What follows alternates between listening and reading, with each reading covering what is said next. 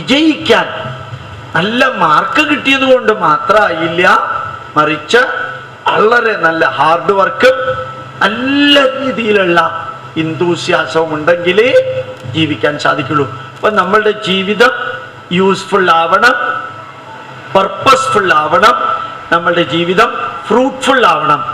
ഏത് കാര്യത്തിനാണോ നമ്മൾ ഇറങ്ങി പുറപ്പെട്ടത് ആ കാര്യം പൂർത്തീകരിക്കാതെ തിരിച്ചു വരാൻ പാടില്ല. ഏത് ലക്ഷ്യം വെച്ചാണോ നമ്മൾ മുമ്പോട്ട് പോകുന്നത് ആ ലക്ഷ്യം നിറവേറ്റാനായിട്ട് നമ്മൾ നിരന്തരം പ്രവർത്തിക്കണം. എങ്കിലേ ജീവിതത്തിൽ നേട്ടം ഉണ്ടാക്കാൻ പറ്റുള്ളൂ.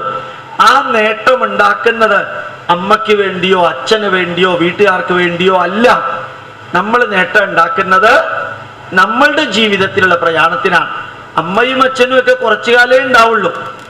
എന്നോട് പ്രിൻസിപ്പാൾ പറയുകയുണ്ടായി, ചില വിദ്യാർത്ഥികളുടെ അടുത്ത് അമ്മയും അച്ഛനും ചോദിക്കുന്നു, നീ എന്താടാ പഠിക്കാത്തത്, എന്തുകൊണ്ട് പഠിക്കുന്നില്ല എന്ന് ഈ ടീച്ചേഴ്സ് അല്ല അമ്മമാര് ചോദിക്കുമ്പോൾ, അമ്മ എൻ്റെ പ്രായത്തിൽ പഠിച്ചിട്ടില്ലല്ലോ, പിന്നെന്തിനാ എന്നെ ഉപദേശിക്കുന്നേ എന്ന രീതിയിൽ പറഞ്ഞ കുട്ടികൾ ഇതിനിടയ്ക്കുണ്ട് എന്ന് പ്രിൻസിപ്പൾ പറയുകയുണ്ടായി.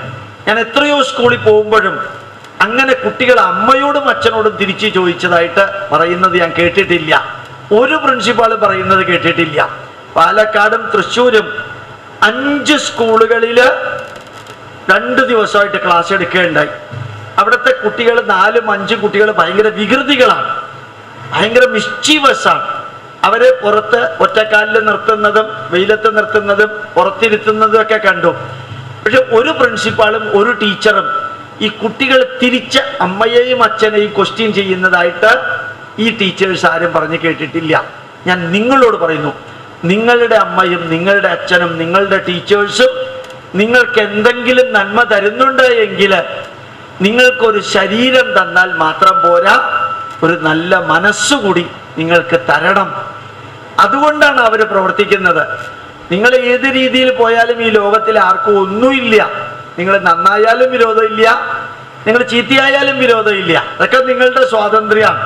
അതുകൊണ്ട് ഈ ഭൂമിയിൽ ജീവിക്കാനുള്ള സ്വാതന്ത്ര്യത്തോടൊപ്പം സന്തോഷകരമായി നിലനിൽക്കാനുള്ള എല്ലാ സപ്പോർട്ടും നിങ്ങളുടെ മാതാപിതാക്കളും ടീച്ചേഴ്സും തരുന്നുണ്ടെങ്കിൽ അത് ഉപയോഗിച്ച് ഒരു useful, purposeful, fruitful and meaning ജീവിതം നയിക്കേണ്ടത് നിങ്ങളുടെ ഉത്തരവാദിത്വമാണ്.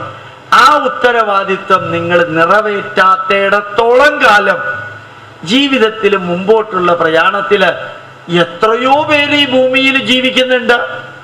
അതിലൊരുവനായിട്ട് ജീവിക്കേണ്ടി വരിക. എത്രയോ ഡോക്ടർമാരുണ്ട്, അതിലൊരു ഡോക്ടർ. എത്രയോ എഞ്ചിനീയർമാരുണ്ട്, അതിലൊരു എഞ്ചിനീയർ. എത്രയോ കച്ചവടക്കാരുണ്ട്, അതിലൊരു കച്ചവടക്കാരൻ. പക്ഷേ തികച്ചും വ്യത്യസ്തനായൊരു ഡോക്ടർ, വ്യത്യസ്തനായൊരു സയന്റിസ്റ്റ്, വ്യത്യസ്തനായൊരു ബിസിനസ്മാൻ, വ്യത്യസ്തമായ കർമ്മമണ്ഡലം, അതാണ് നമ്മളെ ഗുഡും ഗ്രേറ്റും ആക്കുന്നത്. ഗുഡും ഗ്രേറ്റും ആയാലേ നമ്മൾ അതായിത്തീരുള്ളൂ, വ്യത്യസ്തനായ വ്യക്തിയായിത്തീരുള്ളൂ. അതുകൊണ്ട് നമ്മളുടെ ജീവിതത്തിൽ എന്നും ഓർമ്മിക്കുക, ഒരു പാചകക്കാരൻ്റെ മകൻ്റെ മകൻ അമേരിക്കൻ പ്രസിഡന്റ് ആക്കാം, ഒരു ചായക്കടക്കാരന് ഇന്ത്യൻ പ്രധാനമന്ത്രിയാവാം, ഒരു മുക്കുവ കുടിലിൽ ജനിച്ച ആൾക്ക് ഇന്ത്യൻ പ്രസിഡന്റ് ആകാമെങ്കിൽ അതിനേക്കാളൊക്കെ വളരെ വളരെ വളരെ ഉയർന്ന നിലവാരത്തിൽ ജീവിക്കുന്ന നമുക്ക് എത്രയോ ഉയരങ്ങളിലേക്ക് എത്താൻ സാധിക്കും. അതാണ് ഗുഡ് ആൻഡ് ഗ്രേറ്റ് ആവണം. Through listening the stories, through listening the experiences of people, through listening the messages, നല്ല നല്ല നല്ല ഉപദേശങ്ങൾ കേൾക്കണം. അത് നിങ്ങൾക്ക് ഇഷ്ടപ്പെട്ടാലും ഇഷ്ടപ്പെട്ടില്ലെങ്കിലും ഒരു പുസ്തകത്തിലും ഇല്ലാത്ത, ഒരു സ്കൂളിൽ നിന്നും കിട്ടാത്ത നല്ല ഉപദേശങ്ങൾ പലരും നിങ്ങൾക്ക് തന്നു എന്ന് വരും. ആ ഉപദേശങ്ങളാണ് പലപ്പോഴും നമുക്ക് വഴിത്തിരിവായിട്ട് തീരുന്നത്. നമ്മൾ ജീവിക്കുമ്പോൾ നമ്മളുടെ തെറ്റുകളും കുറ്റങ്ങളും ഒന്നും പലപ്പോഴും നമ്മൾ അറിയുകയേയില്ല. നമ്മുടെ തെറ്റുകളും കുറ്റങ്ങളും നമ്മൾ അറിയില്ല. മറ്റാരെങ്കിലും ചൂണ്ടിക്കാണിക്കുമ്പോഴാണ്, ഉപദേശ രൂപത്തിൽ ചൂണ്ടിക്കാണിക്കുമ്പോഴാണ് നമുക്ക് നമ്മുടെ തെറ്റുകളും കുറവുകളും അറിയാൻ സാധിക്കുന്നത്. ആ തെറ്റുകളും കുറവുകളും പരിഹരിച്ചുകൊണ്ട് മുമ്പോട്ട് പോകുമ്പോഴാണ് നമ്മളുടെ ജീവിതം നല്ല യൂസ്ഫുൾ ആവുന്നത്, പർപ്പസ്ഫുൾ ആവുന്നത്, ഫ്രൂട്ട്ഫുൾ ആവുന്നത് ആൻഡ് മീനിങ് ഫുൾ ആവുന്നത്. അപ്പോൾ ജീവിതത്തെ ധന്യമാക്കാൻ വളരെ വളരെ ധന്യമായിട്ടുള്ള ഒരു നിലവാരത്തിലേക്ക് ഉയരാൻ സാധിക്കും. ഇന്ന് ലോകം ഭാരതത്തെ ആദരിക്കുന്ന ലെവലിലേക്ക് വളർന്നിരിക്കുന്നു. ലോകം ഭാരതത്തെ ആദരിക്കുന്നു, ഭാരതത്തെ ആരാധിക്കുന്നു. ലോക ചരിത്രത്തിൽ ആദ്യമായിട്ടാണ് കഴിഞ്ഞ വർഷം റിപ്പബ്ലിക് ഡേയില് ഫ്രഞ്ച് പ്രസിഡന്റ് ആയിരുന്നു ഇന്ത്യയില് റിപ്പബ്ലിക് ഡേക്ക് ചീഫ് ഗസ്റ്റ് ആയിട്ട് വന്നത്. ആ ഫ്രഞ്ച് പ്രസിഡന്റിന്റെ ആ പരേഡ് വീക്ഷണം കണ്ട് അത്ഭുതകരമാം വിധത്തില് ഫ്രഞ്ച് സൈന്യങ്ങള്, ഫ്രഞ്ച് സോൾജേഴ്സ് ഇന്ത്യയിലെ റിപ്പബ്ലിക് ഡേ പരേഡില് വരികയുണ്ടായി. ഫ്രഞ്ച് സോൾജേഴ്സ് റിപ്പബ്ലിക് ഡേ പരേഡില് പാർട്ടിസിപ്പേറ്റ് ചെയ്യുകയുണ്ടായി. വേറൊരു രാജ്യത്തിലെ പട്ടാളക്കാര് നമ്മുടെ രാജ്യത്തിലെ പട്ടാളക്കാരോടൊപ്പം മാർച്ച് ചെയ്യുക, വളരെ രസമാണ്. ഈ വർഷം UAE മിഡിൽ ഈസ്റ്റിലെ രാജകുമാരൻ പ്രിൻസാണ് ഇവിടെ വരുന്നത്. മിഡിൽ ഈസ്റ്റിലെ പട്ടാളക്കാര് ഇന്ത്യൻ റിപ്പബ്ലിക് ഡേക്ക് മിഡിൽ ഈസ്റ്റിലെ പട്ടാളക്കാര് മാർച്ച് ചെയ്യുന്നുണ്ട്. അപ്പൊ നമ്മളുടെ രാജ്യം എത്ര ധന്യമായിട്ട് ലോക ജനതയുടെ മുമ്പില് വാക്കുകൾ കൊണ്ട് വിവരിക്കാൻ സാധിക്കുന്നതിൽ അപ്പുറത്തുള്ള ഉയർന്ന നിലവാരത്തിലേക്ക് പോയിക്കൊണ്ടിരിക്കുകയാണ്. ഈ അടുത്ത കാലത്ത് ചൈനയിൽ നിന്ന് ഒരു ഇന്ത്യക്കാരൻ ഇവിടെ വന്ന് ചൈനയിൽ പോയി വന്നിട്ട് അദ്ദേഹം പറയുകയായിരുന്നു, ഇന്ത്യക്കാരെ ചൈനക്കാരിപ്പോ വിളിക്കുന്നത് മോഡി മോഡി എന്ന് പറഞ്ഞിട്ടാണ്. ഇന്ത്യക്കാരെ വിളിക്കുന്നത് ഇന്ത്യൻ പ്രധാനമന്ത്രിയുടെ പേര് പറഞ്ഞിട്ടാണ്. അത്രയും അധികം അവിടുത്തെ യുവാക്കളും വിദ്യാർത്ഥികളും ഇന്ത്യൻ പ്രധാനമന്ത്രിയെ ഇഷ്ടപ്പെടുന്നു. ഇപ്പൊ ലോകത്തിന്റെ മുമ്പില് ഭാരതം ഒരു അസാധാരണമായ രാഷ്ട്രമായിക്കൊണ്ടിരിക്കുന്ന കാലഘട്ടത്തില് ജീവിക്കാൻ ഭാഗ്യം കിട്ടിയ നമ്മള് ഓർമ്മിക്കണം, ഈ രാജ്യത്തെ ഇനിയും ഇനിയും ഉയർത്താനും ഇനിയും ഇനിയും വളർത്താനും ഈ രാജ്യത്തെ ഉണർത്താനും നമ്മളുടെ ജനങ്ങളെ വളരെ ഉയർന്ന പദവിയിലേക്ക് എത്തിക്കാനും ഞാനും നിങ്ങളും വിചാരിച്ചാൽ കുറേയേറെ സാധിക്കും. നമ്മളുടെ ജീവിതം നമുക്ക് വേണ്ടി മാത്രമാകരുത്. നമ്മളുടെ ജീവിതം നമ്മുടെ കുടുംബത്തിന് വേണ്ടി മാത്രമല്ല, നമ്മുടെ സമൂഹത്തിനും രാഷ്ട്രത്തിനും വേണ്ടി കൂടി ആവണം.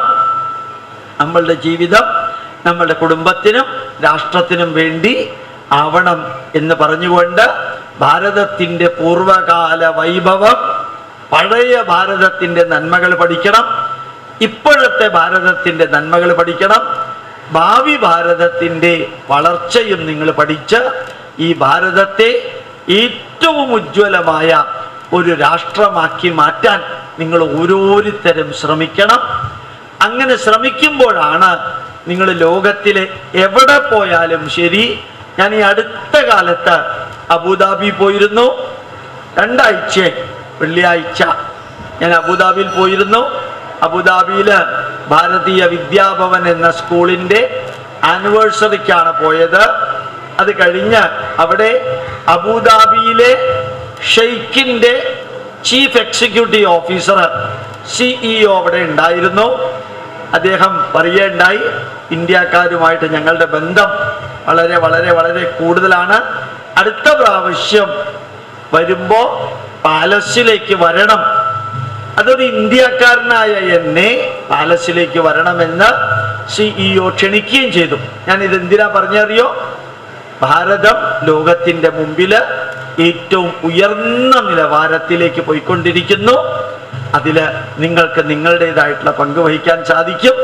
Mind, body, family, culture, society, nation, 6 എണ്ണത്തിന് നന്മ വരുത്താനുള്ള പ്രവർത്തനങ്ങളാവട്ടെ നിങ്ങളുടെ ജീവിതത്തിൽ എന്ന് പറഞ്ഞുകൊണ്ട് ഞാൻ എൻ്റെ ക്ലാസ് വലിയ സന്തോഷത്തോടു കൂടിയൊന്നും അല്ല, എങ്കിലും ഞാൻ എൻ്റെ ക്ലാസ് നിർത്തുന്നു. ഏതായാലും എനിക്ക് നിങ്ങൾക്ക് ക്ലാസ് എടുത്തതിൽ വലിയ സന്തോഷമൊന്നുമില്ല. അത് ഞാൻ പറയാതിരിക്കാൻ നിവൃത്തിയില്ല. ഏത് ക്ലാസ് കഴിയുമ്പോഴും വളരെ വളരെ സന്തോഷത്തോടു കൂടിയാണ് ഞാൻ ഇറങ്ങുക, വളരെ സന്തോഷത്തോടു കൂടി ഇറങ്ങുക. പക്ഷെ ഇവിടെ എന്തോ എനിക്ക് അതങ്ങനെ ആസ്വദിക്കാൻ സാധിച്ചില്ല.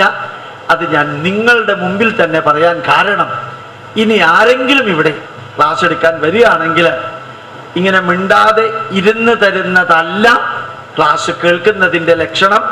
നിങ്ങളിൽ 98% കുട്ടികളും ശ്രദ്ധയോടുകൂടി ഇരുന്നു എന്നാണ് എനിക്ക് തോന്നുന്നത്. നിങ്ങൾ ശ്രദ്ധയോടുകൂടിയാണോ ഇരുന്നത്, അല്ല വെറുതെ ഇരുന്ന് തരികയാണോ ചെയ്തത്, ഇതൊന്നും എനിക്ക് അറിഞ്ഞൂടാ.